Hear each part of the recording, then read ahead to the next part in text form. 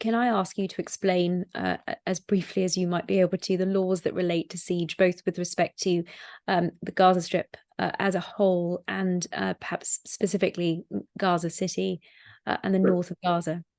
So it is logical and legal for a military to try and starve its enemy forces of resources and assets in order to weaken them. Remember, the principle of military necessity authorizes all measures not otherwise prohibited by international law to bring about the prompt submission of your enemy in the most efficient manner.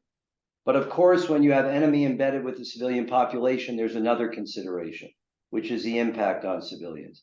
It is clearly prohibited to cut off resources for the purpose of starving the civilian population.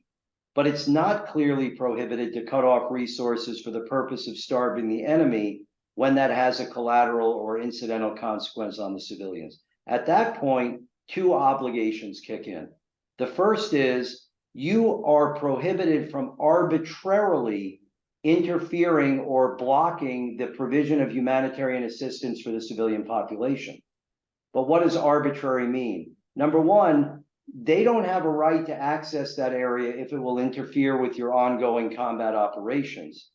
So for example, if there's one road in and you're using that road to bring in equipment and supplies, you don't have to give that road to humanitarian actors. And number two, you have the right to ensure or implement measures to ensure that the resources will not be diverted to the enemy. This is siege. Now, the other issue that comes in at this point, again, is this constant care obligation and candidly, a non-attack application of the proportionality principle. Because you do have to consider whether the value you're going to get from the deprivation is sufficient enough to offset the harm to the civilian population. And I think that the initial decision to cut off water and electricity is a good illustration of this. In a blog post I wrote, I raised a question on cutting off water. Does that really pay its way? Hamas gets Gaza gets 8% of its water from Israel. We know Hamas is going to have access to whatever water is there. So what is the real military advantage you're going to get from turning off that tap?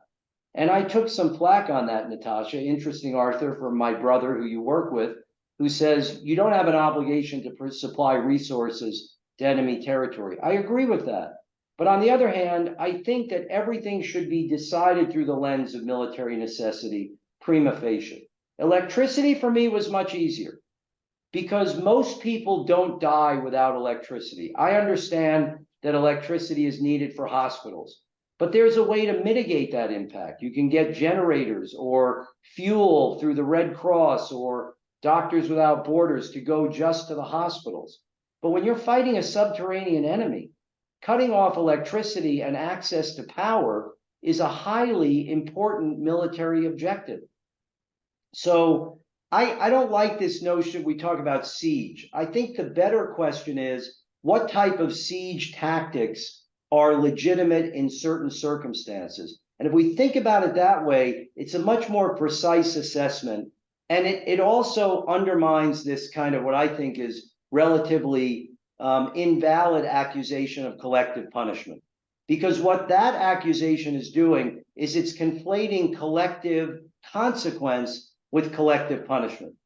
And as Arthur knows, collective punishment isn't even a war crime in the International Criminal Court. Starvation is. But collective suffering is a consequence of war. That is not collective punishment. As long as you're using these measures to bring your enemy into submission, which is what I think Israel was doing.